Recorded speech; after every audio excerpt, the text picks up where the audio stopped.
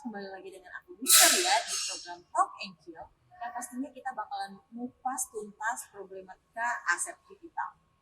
Nah, kabar terbarunya nih, The Merge atau Ethereum 2.0 sedang beralih dari Proof of Work menjadi Proof of Stake, yang artinya udah nggak bisa di mining lagi atau ditambang lagi.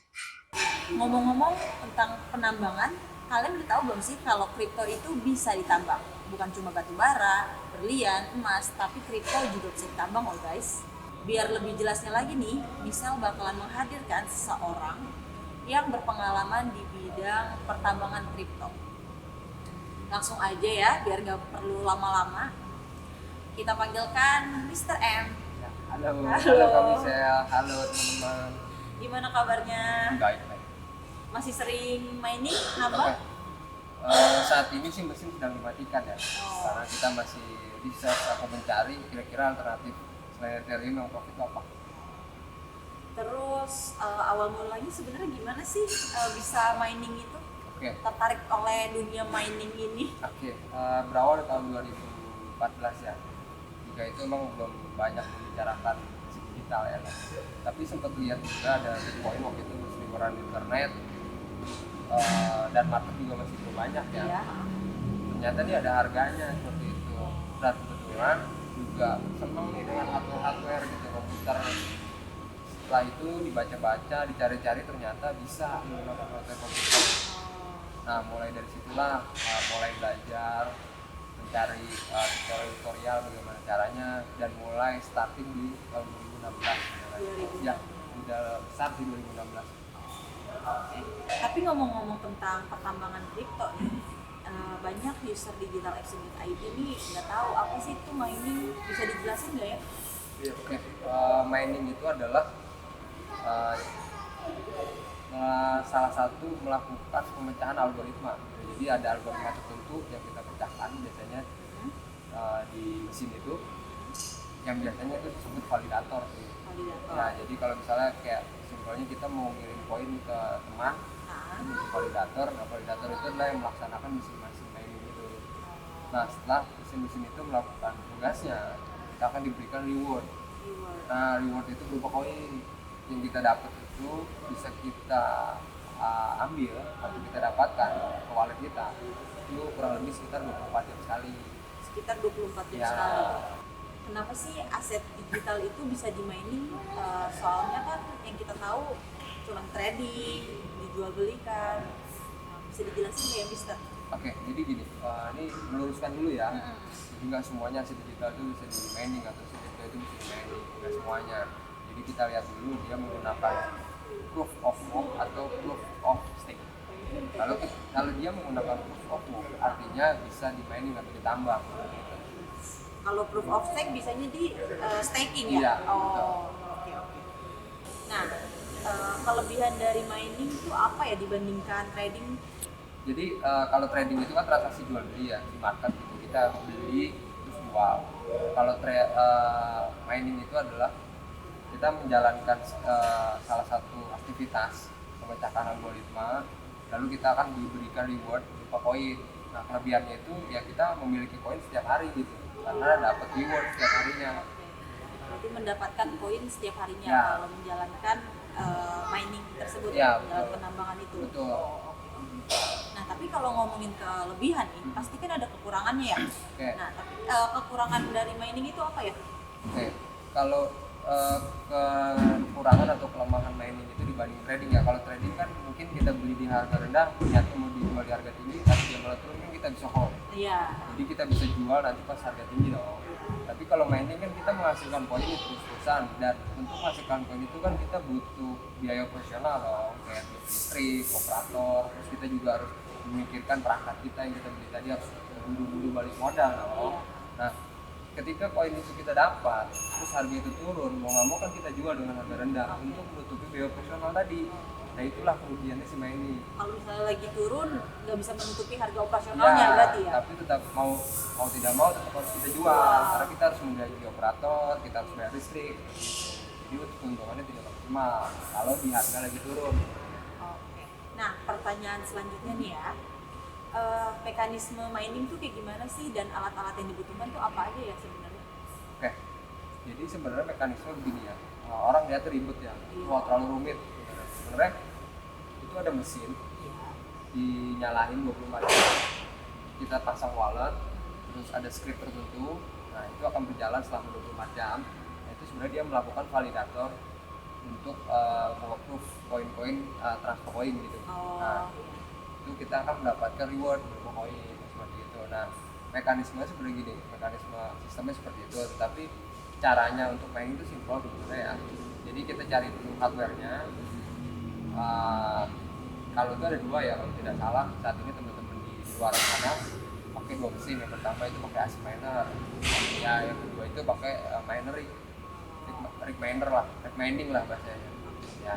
Bisa dijelasin nggak ya Mister, apa itu ASIC miner, apa itu mining rig ya tadi? Oke, siap. Untuk ASIC mining itu adalah, atau ASIC miner itu adalah perangkat yang memang didesain untuk menambang koin.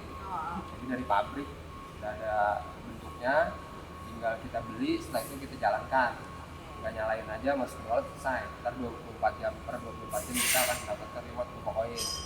Kalau mining rig itu kita harus merakit, jadi beli satu-satu nih, GPU-nya kita beli dulu, motherboard-nya kita beli, terus ada power supply-nya. Nah itu kita rakit, setelah kita rakit barulah kita bisa gunakan seperti itu. Berarti kalau yang mining rig ini agak ribet ya, harus dirakit dulu gitu ya? Betul, tetapi kita nggak usah takut sih ya, untuk saat ini banyak lah ya teman-teman di sana yang menjual itu udah jadi. Jadi udah dirakitin, udah jadi dalam bentuk satu kesatuan, tinggal pasang aja seperti di ASIC miner. Nah, antara ASIC miner sama mining rig ini operasionalnya lebih mahal yang mana ya?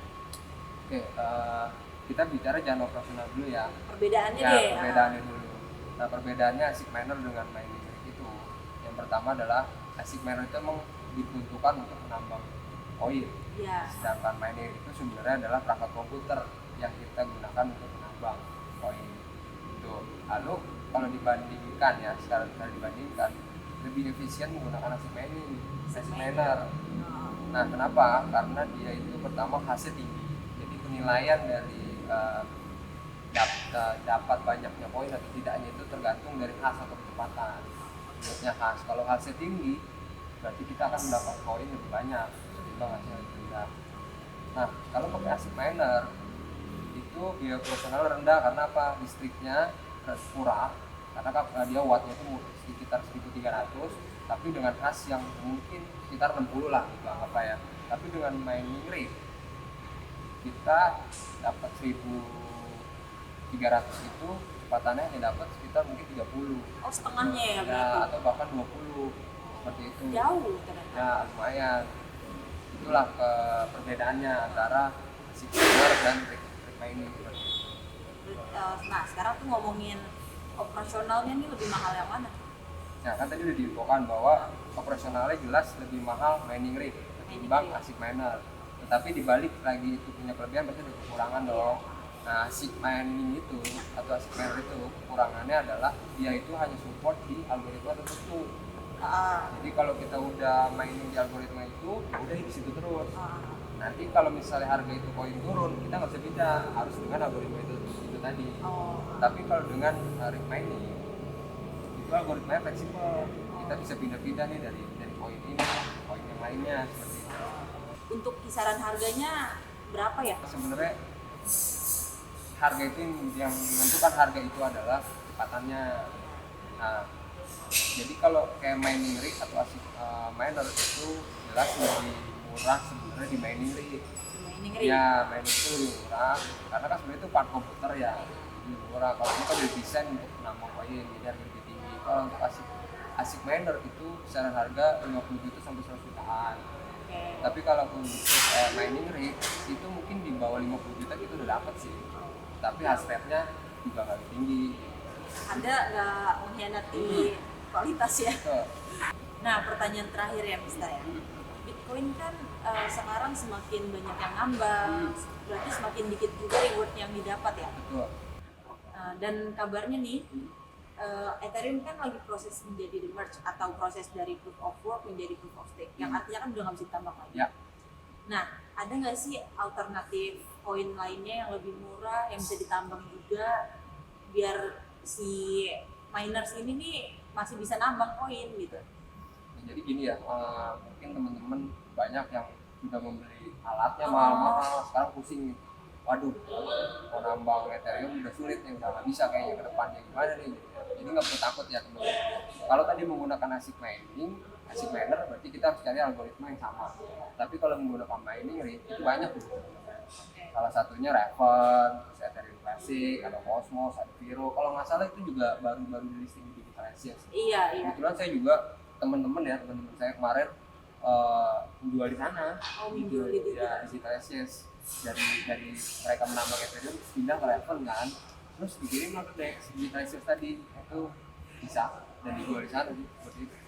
Kenapa pilihnya digital exchange aja? Seru aja sih kata teman-teman ya. Serunya selain dia bisa bertransaksi di sana, kalau nggak salah itu yang didapat spreadnya ya, spreadnya itu rendah, jadi kita ketika naruh order itu akan cepat dieksekusi gitu. Seperti Ya nggak perlu nunggu 2 hari 3 hari, sedangkan kan para miner itu kan butuh cepet cair ya, karena Iya. kita harus bayar listrik, bayar operator gitu. Jadi kita mau nggak mau naruh order yang kita mau dan itu harus disetujui secepatnya gitu. Oke lah, sekarang harga lagi rendah, tapi mau nggak mau kita pasang harga biar kayak mahal itu cepet lah eksekusi di kita exchange.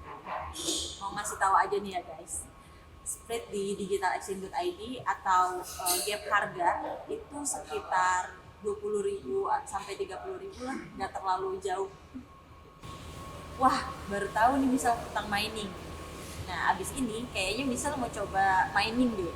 Nah, abis itu asetnya bakalan misal jual di digitalexchange.id. So guys, udah paham kan tentang mining aset kripto atau pertambangan aset kripto? Nah, kalian kalau mau coba-coba bisa banget nih diimplementasikan. Misal tunggu kabar baiknya ya. Misal mau ingetin lagi nih guys, jangan lupa nonton episode-episode selanjutnya dari Talk Angel. Dan jangan lupa like, comment, and subscribe jika video ini bermanfaat ya. See you on next video. Dadah. Dadah kakak. Dadah.